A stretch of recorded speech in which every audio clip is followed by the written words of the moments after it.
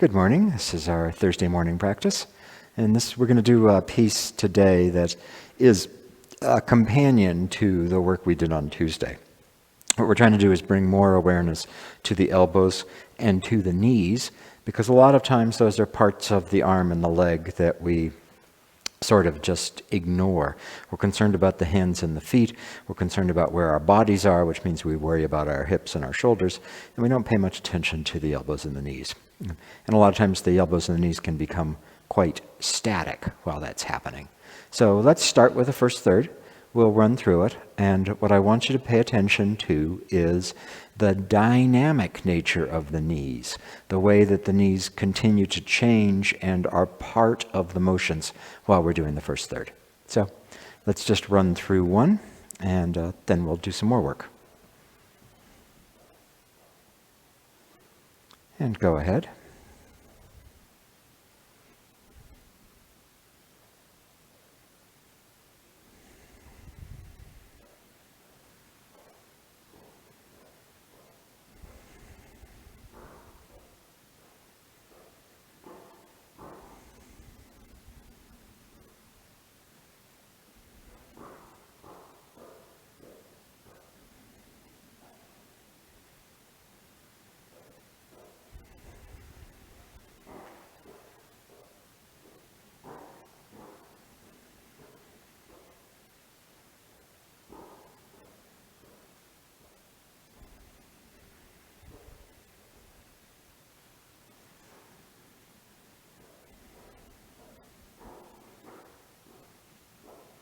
Remembering to pay attention to your knees.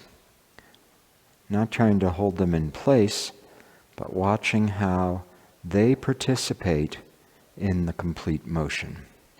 So the changing in the knees is part of what you're doing.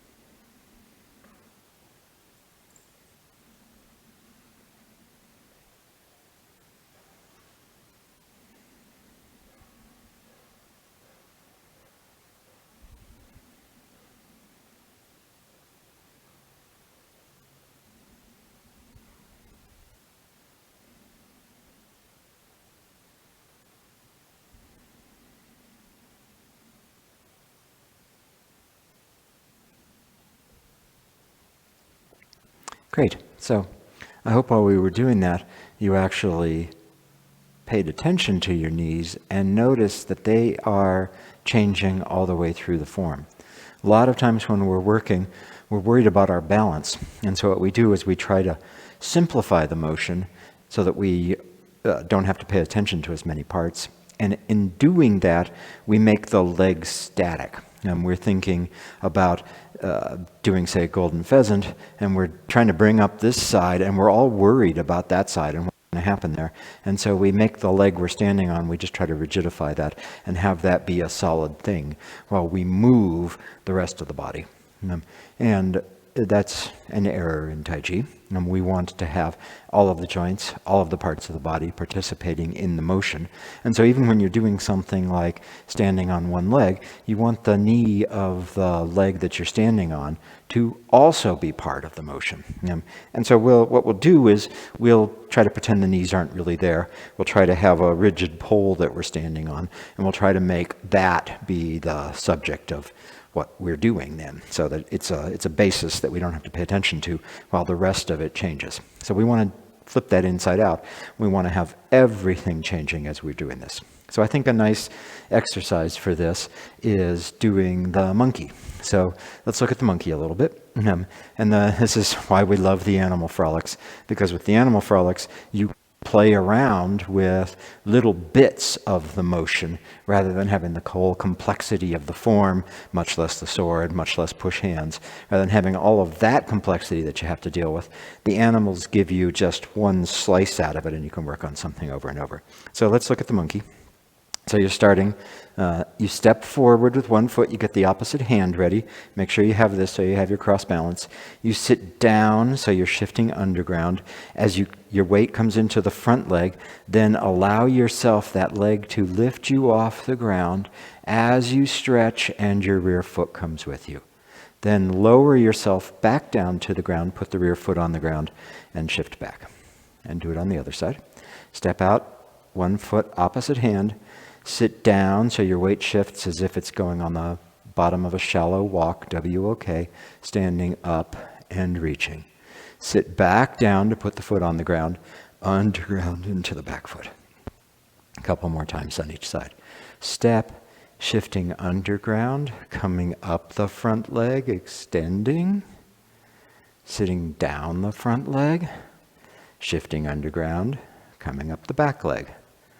Step, one foot opposite hand. Sit down, shift underground, come up the front leg, extending. Sit down, the rear foot goes on the ground. Continue underground into the back leg.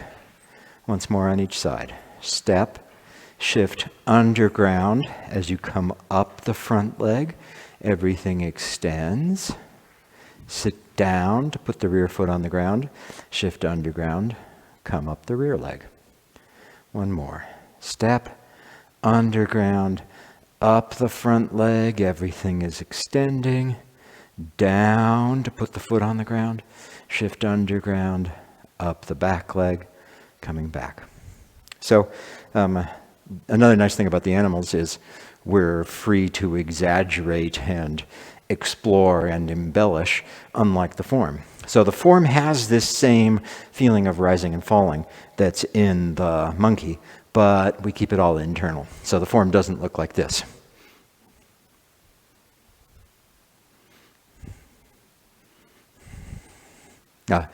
Maybe it does, but that's not what we're trying to do. What we're trying to do is allow that motion, that rising and that falling that happens, to move through us without perturbing us. So the saying is, don't throw the meat around. So we don't want to throw around the meat of our bodies when we're doing the form.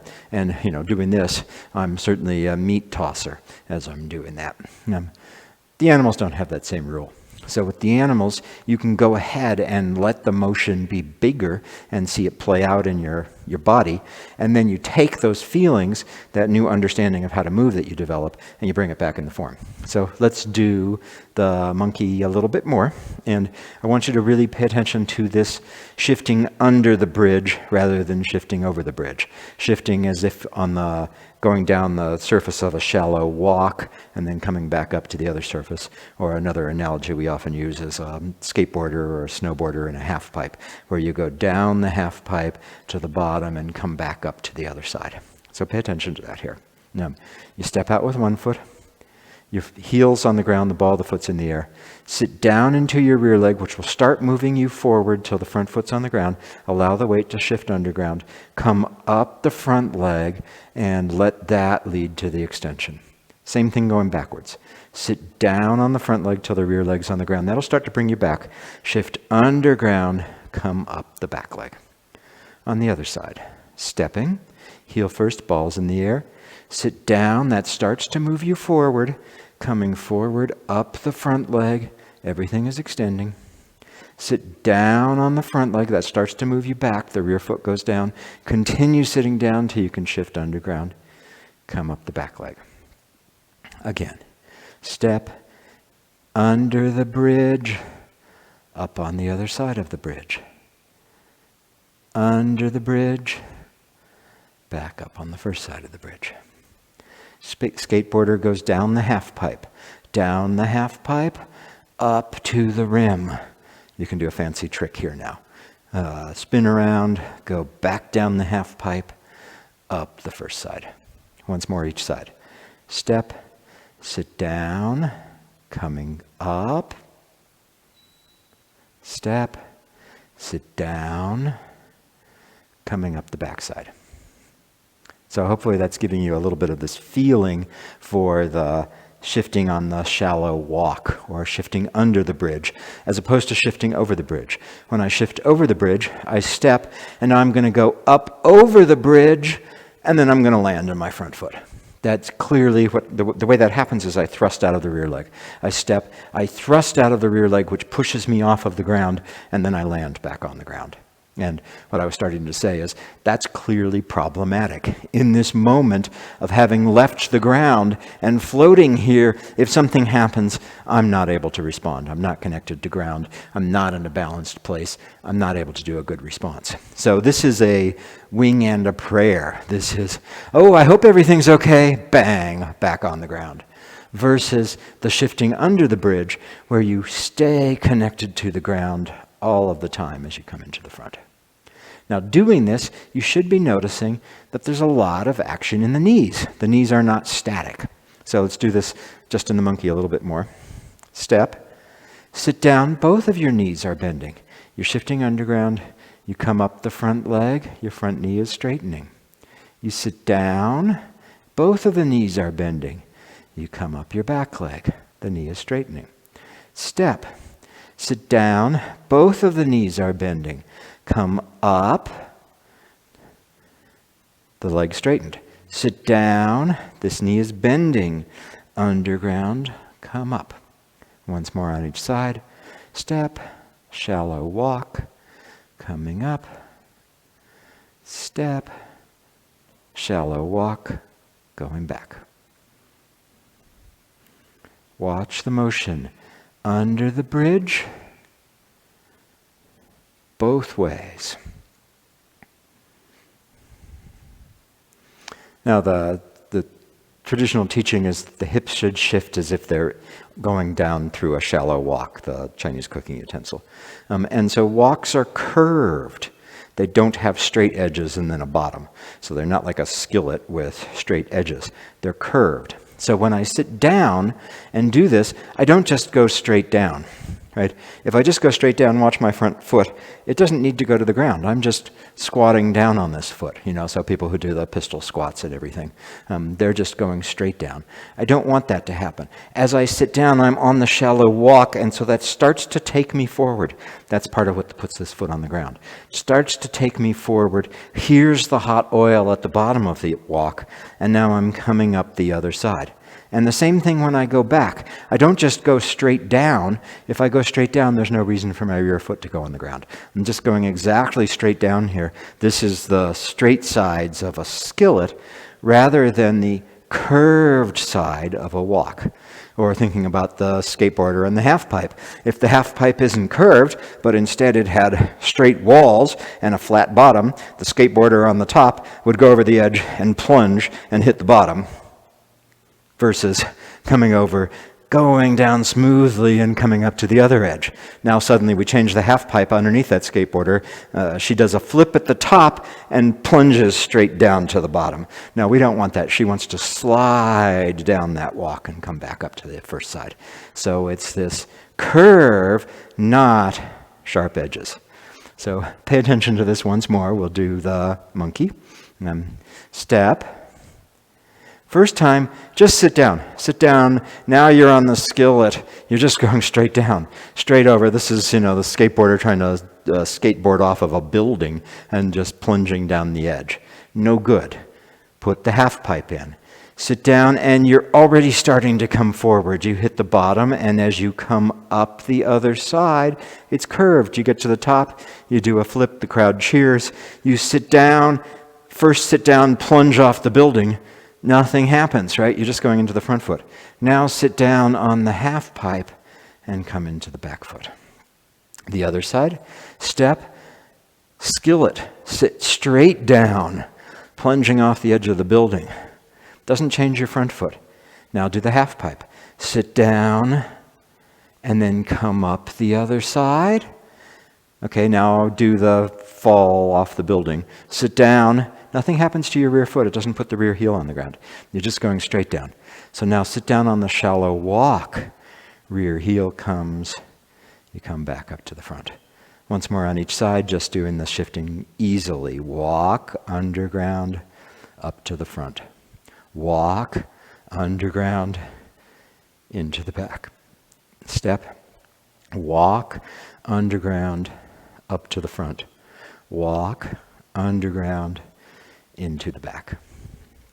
So let's do another first third. And when we're doing this first third, I want you to pay attention to the way that shifting works and watch the changing in the knees while you're doing this. So when we shift into ward off left, you don't just sit down into the rear leg. You do the same thing. You're shifting underground, which puts the front knee on the ground, on the front foot on the ground. Front knee is bending, and then you're into ward off left. And then when you step and turn for ward off right, again, you don't just sit straight down, you sit down curving on that walk, and that's going to bring you into the front leg. And so you'll find that the knees have a lot of activity and that your shifting is very active. So let's do it again, first third. And I will talk a little bit to try to help you realize the role that the knees are playing in this shifting. So go ahead, shifting. Oh, look at that, both knees are bending. Watch how alive and dynamic the knees are to enable this way of moving.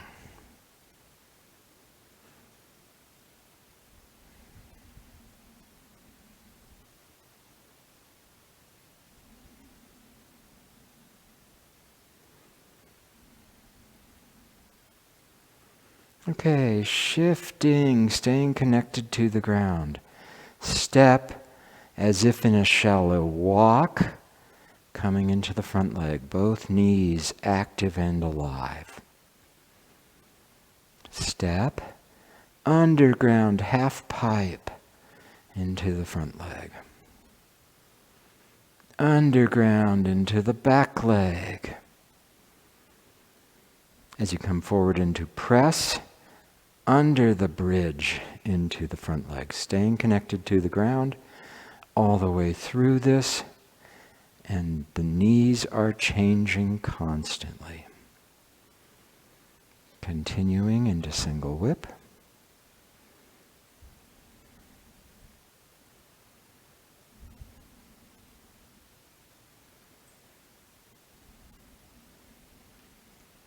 Underground into the front leg.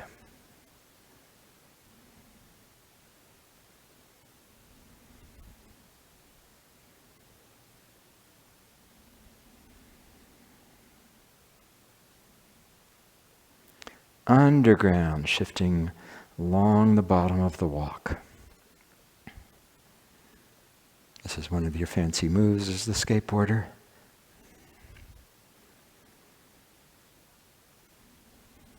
Step, shift under the bridge.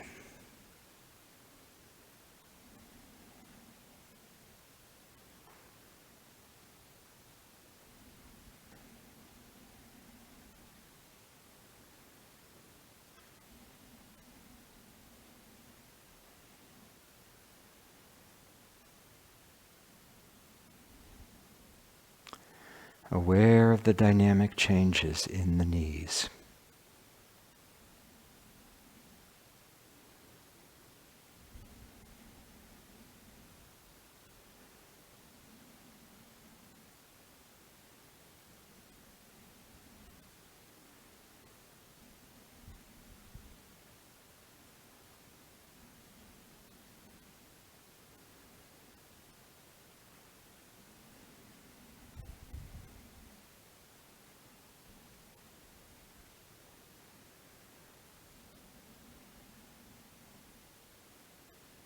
And even here at the very end, you sit down, which bends both of your knees. That's the condition for turning the right foot.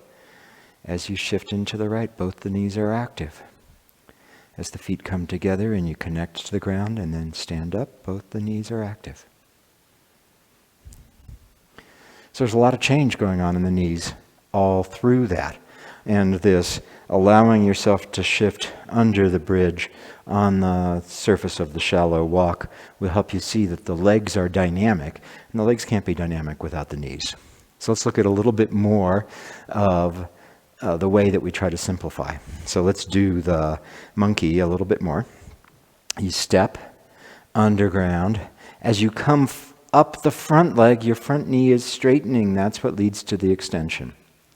When you put the foot back, as you sit down, your front knee is bending, and then your rear knee is straightening. Step down underground, up. Step down underground into the back. Okay, so now the other thing that we can do is we try to simplify this. We're worried about falling over. I'm going to do the monkey, and I want to really pick up my back foot. So I shift, I stabilize my front leg, and then everything just happens on the other side. And I do that because I'm scared. I'm scared that I'm going to fall over. I'm not, like lying awake at night, trembling in fear. But my body is worried that I'm not going to be able to do this. And so in an attempt, I'm paying all my attention to the side that's extending. And in an attempt to make that work, I rigidify and just stop the other side. So do that a couple times so that you get that feeling. It's one of those things that probably is familiar.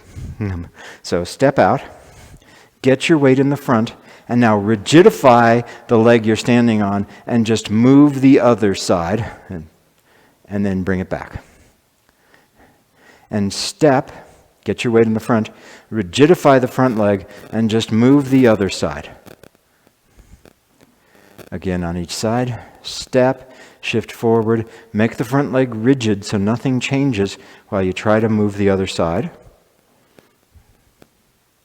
And one more time, step, weight in the front, make it rigid, nothing changing, move the other side. And now, rinse out your mouth and do this more cleanly.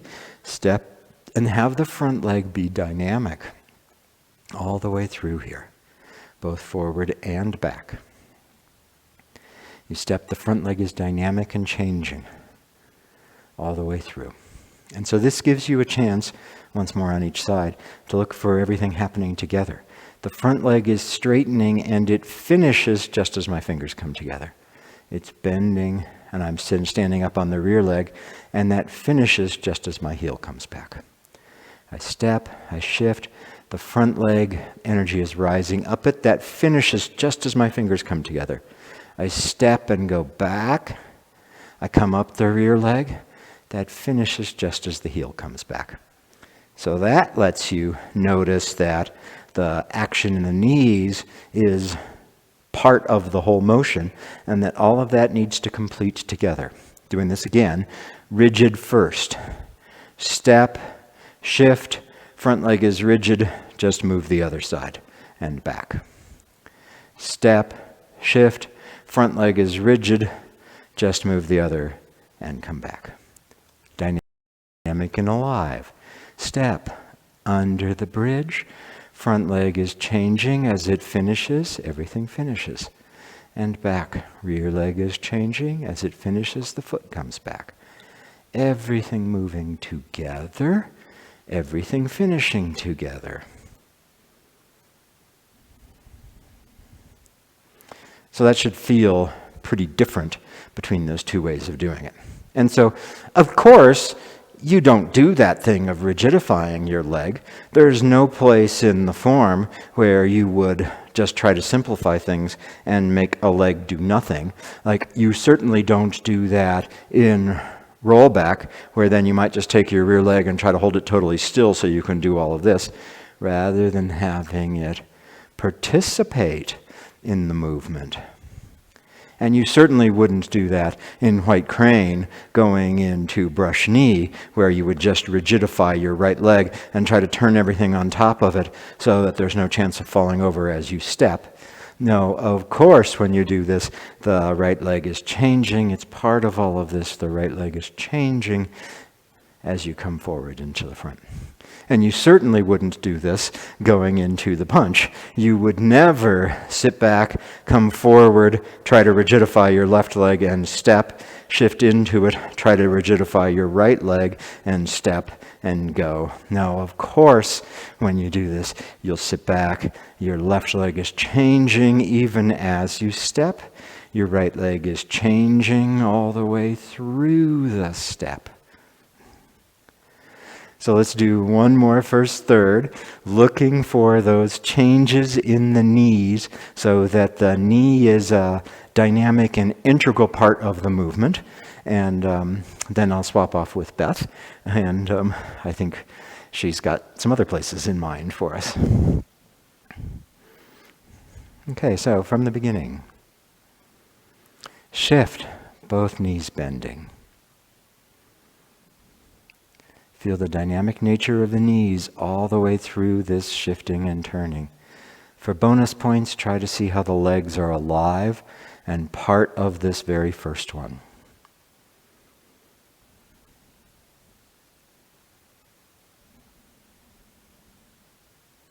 Okay, go ahead.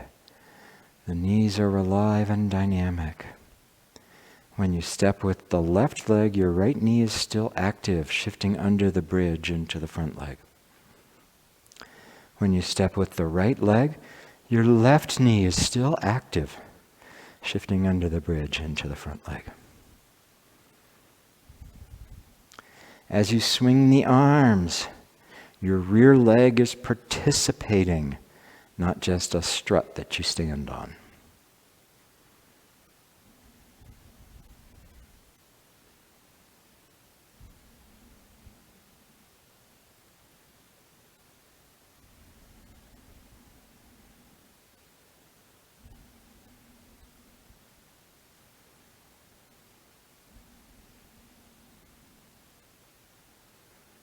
I didn't call out this next one, but as we go into lift hands, notice if you have a tendency to try to make your left leg rigid and stable versus having it be part of the motion.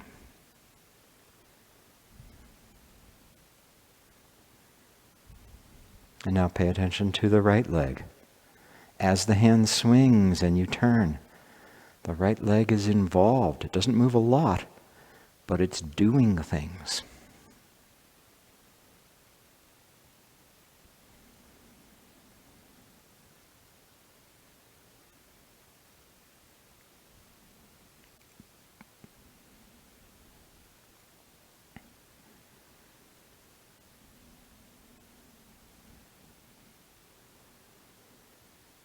And now we get to do both legs.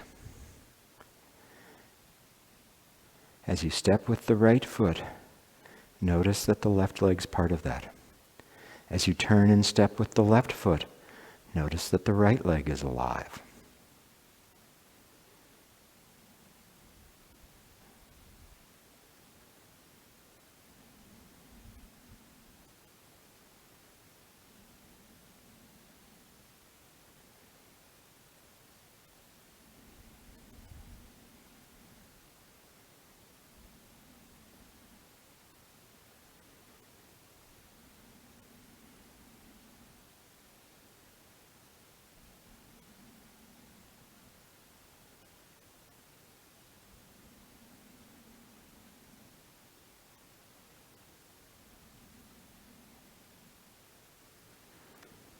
As the base of the body becomes more dynamic, you'll feel the motions moving through the whole body.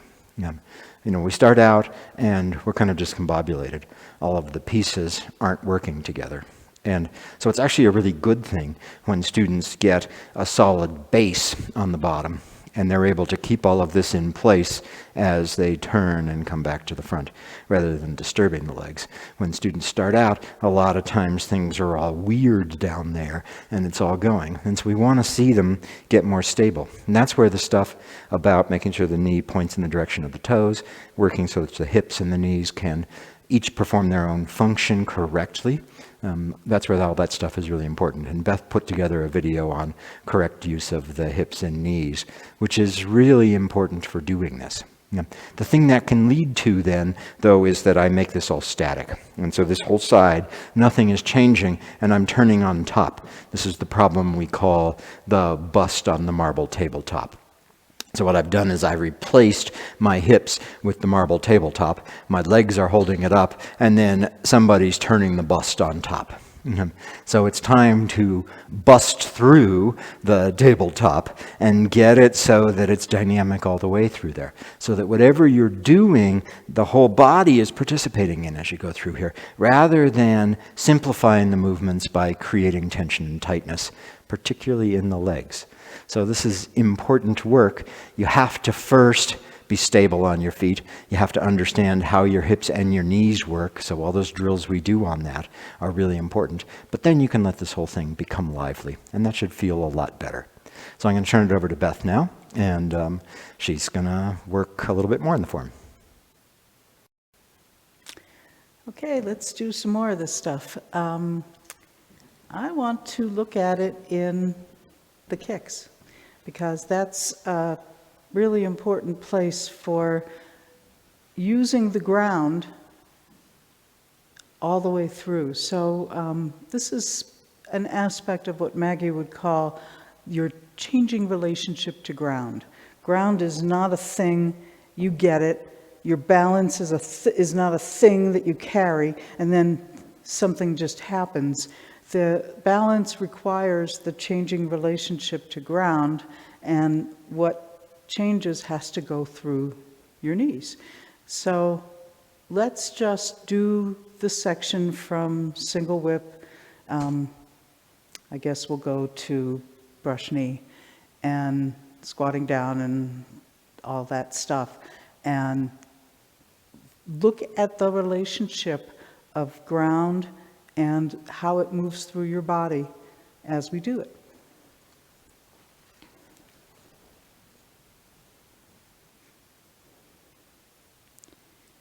And begin.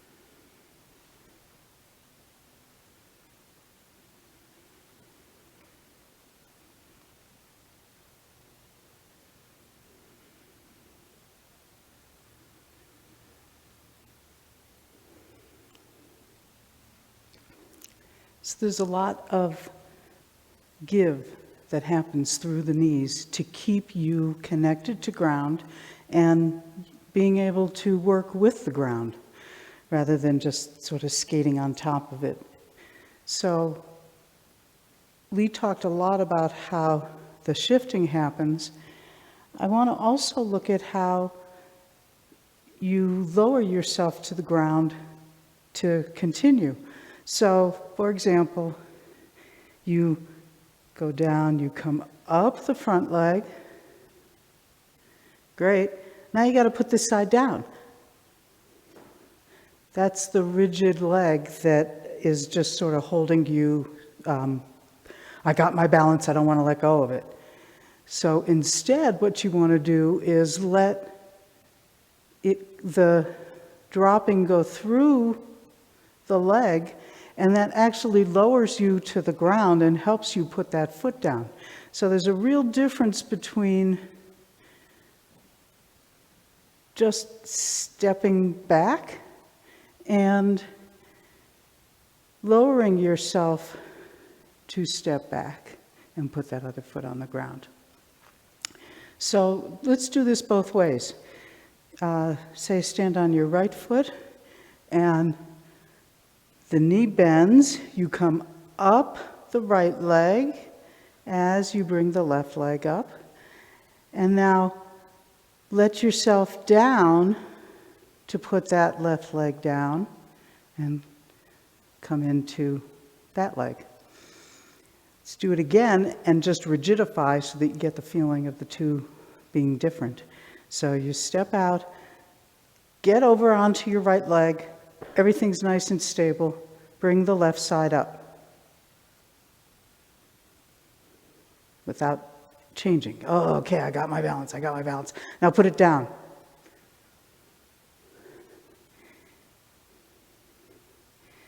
This time we'll do it. It should feel a lot different.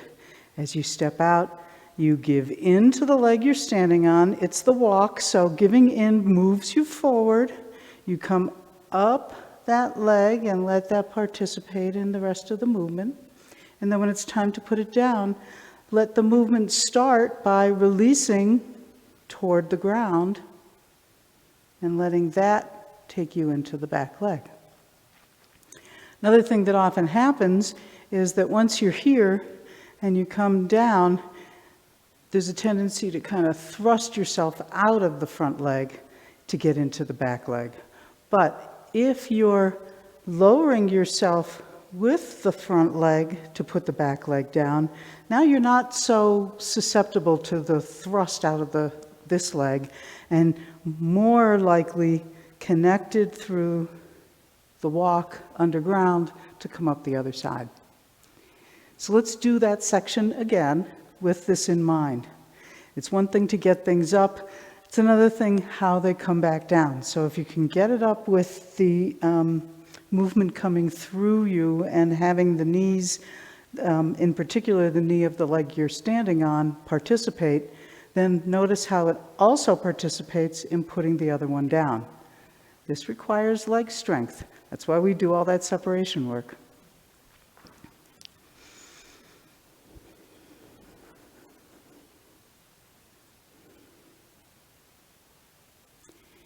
Okay, and begin.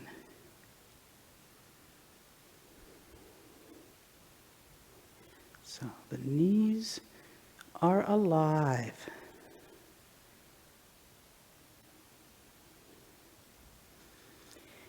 Giving in and letting it help you come up. Letting it back down through that leg to put the other one on the ground and coming up the other side. Letting it down and continue. Now the left leg isn't just static here. You let the knee participate. Look for what's natural. To step out, let it lower you. And now your knee's going to move more. As you shift 100%, come up to cross hands. Get ground and let it come back up through your knee. Withdraw, and this is real important that the ground chain your relationship so that you can get through that place. And now, sit down a little more to put the foot on the ground.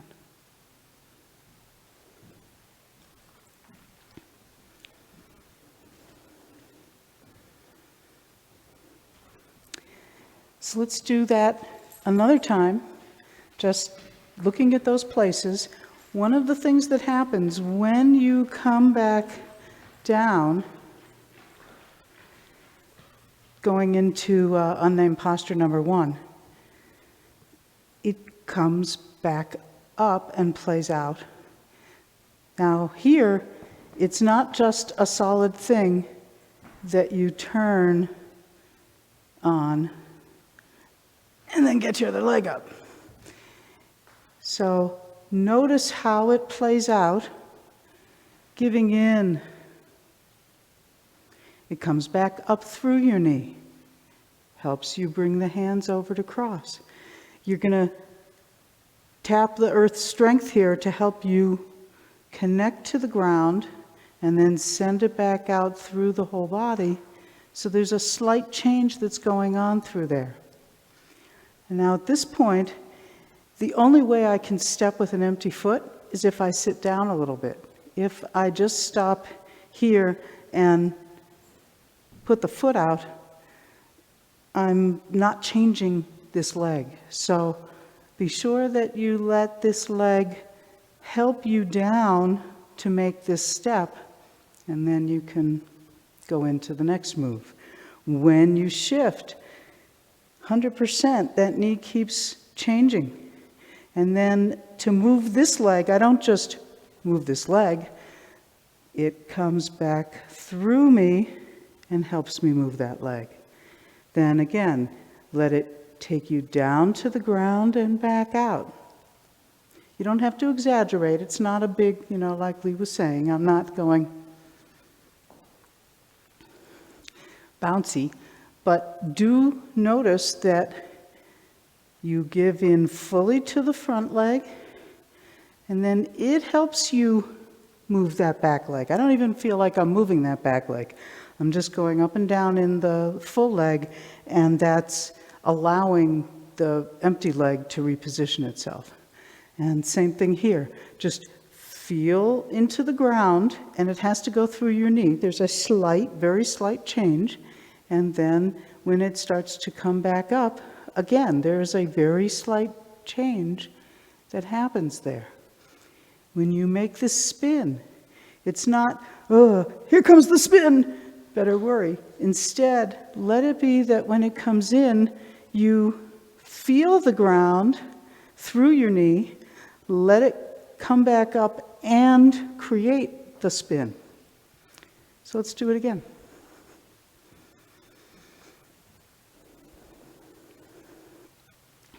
And begin.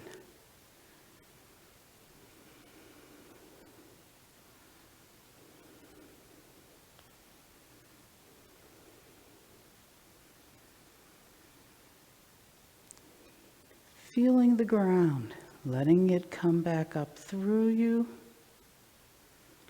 and letting it down by giving in to the full leg. Now it shifts underground, and you come up the other side. Let the knee change. Let it lower you to the ground. Now you're coming up the rear leg and back down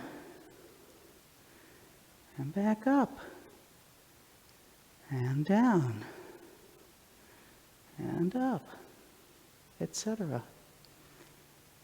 It goes down to help you step.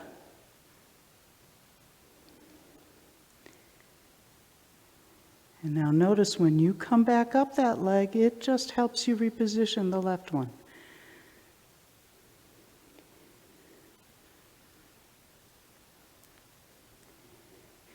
Feel the ground. Let it play out through you to make that spin. Feel the ground. Let the knee change. Let the knee change again to put your left foot on the ground and start the shift forward. So that's a bunch of that. I think the most important thing is actually letting both knees change all the time. They don't do a lot, but they don't want to get rigid. And just remember, you're not trying to keep balance and just carry this balance thing around with you. Okay, balanced, got this. Okay, balanced, got this one. Let it be dynamic. And that might mean you fall over. Falling over is okay. As a friend of mine once said about skiing, if you're not falling, you're not trying hard enough. So it's okay. Sometimes you'll lose your balance.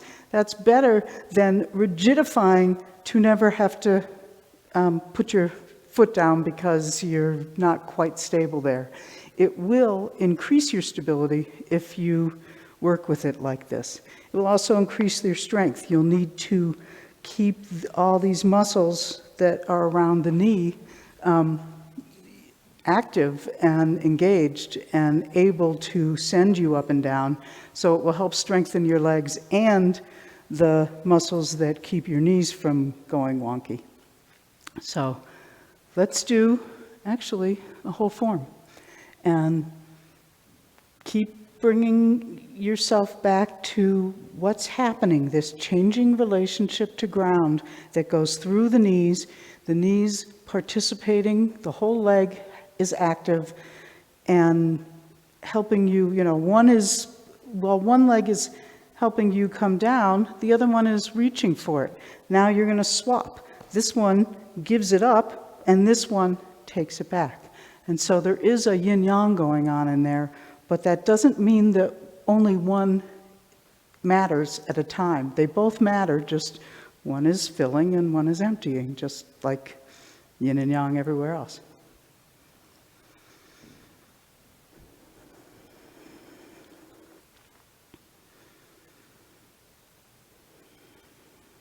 Begin.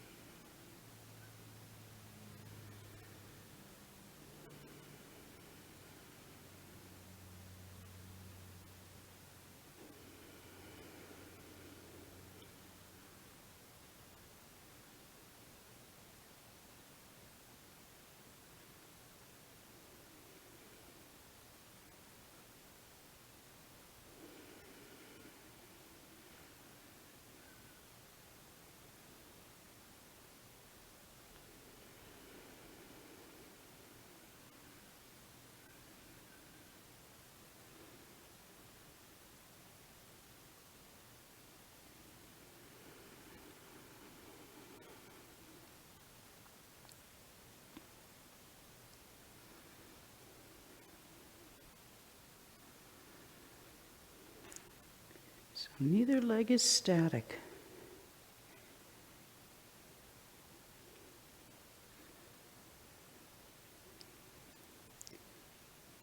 And there's a moment that you change from one leg to the other.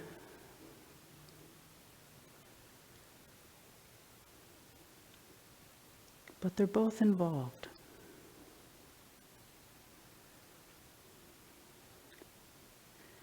There's filling and there's emptying.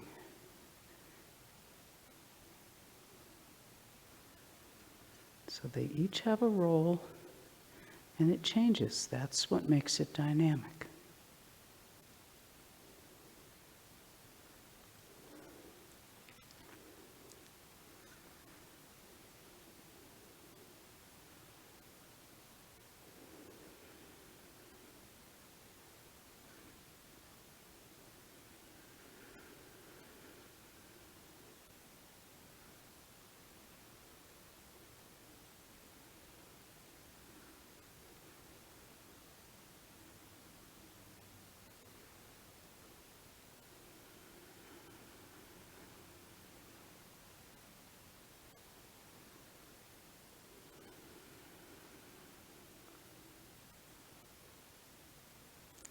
The full leg changes.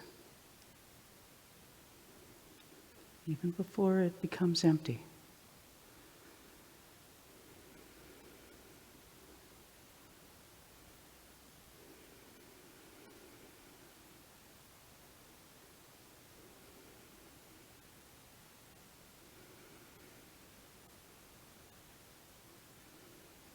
Let the movement go through your knees.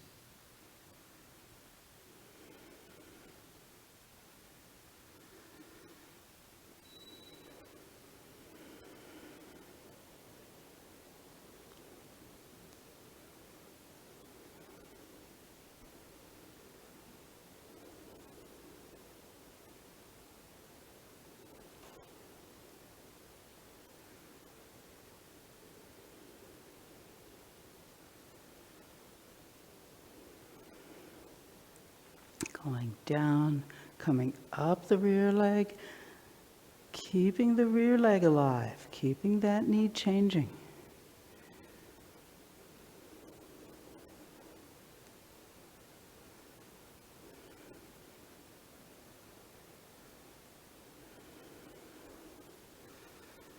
Notice if you rigidify one leg to be able to turn. The turning will feel different if you can keep that leg from becoming static.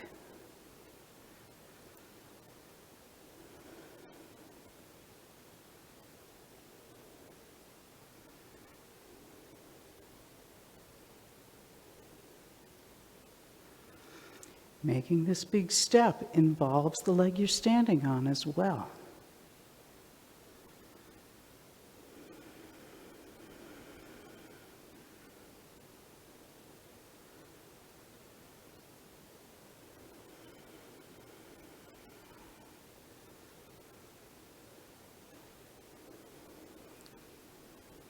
Going through the knees.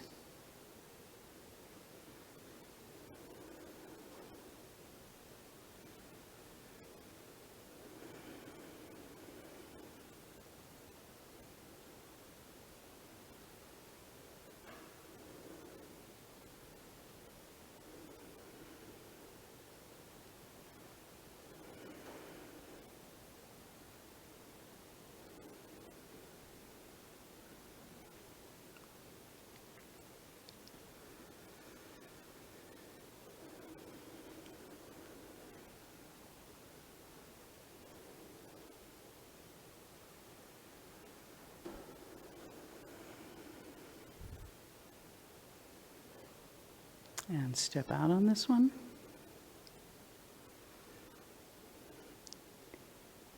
Notice how the movement plays out through the whole leg, involving your knees.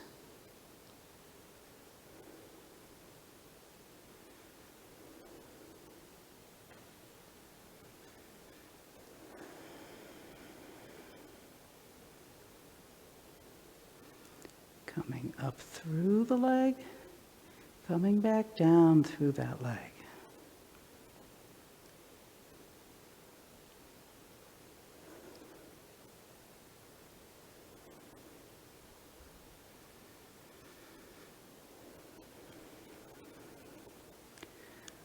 Notice any place that the leg becomes static and let it participate.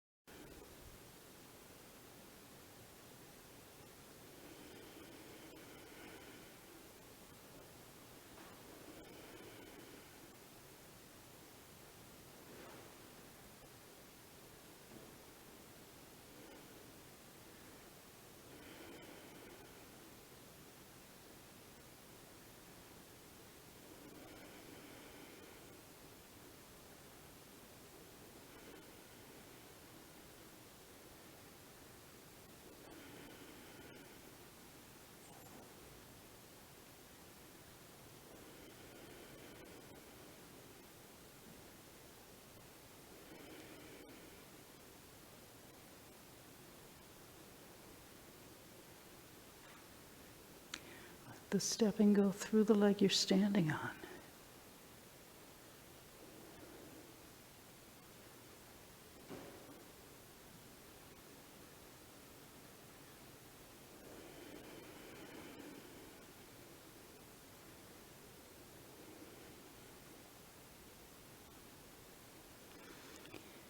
Let the left leg help you make this step.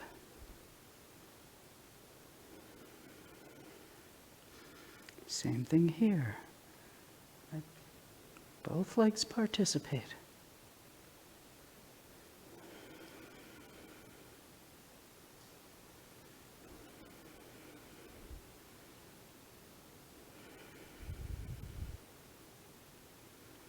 And now all the time that you spend on your left leg, let the knee change.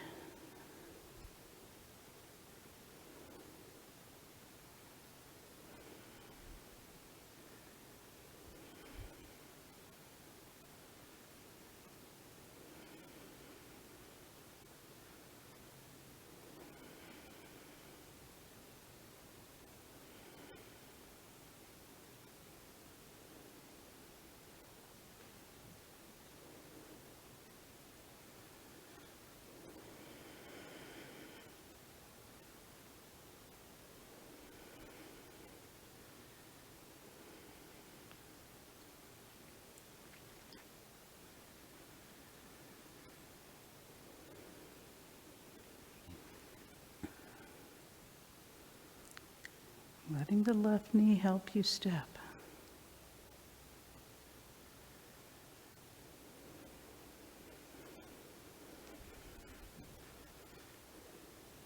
And here, give into ground and let the whole left leg participate.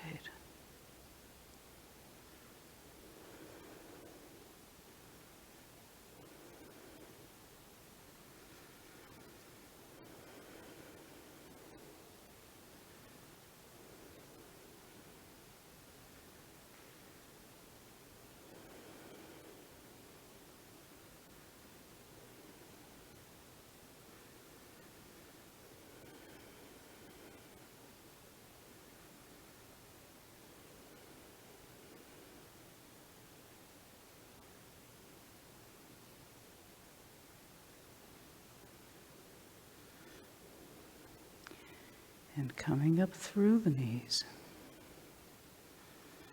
And back down through the knees.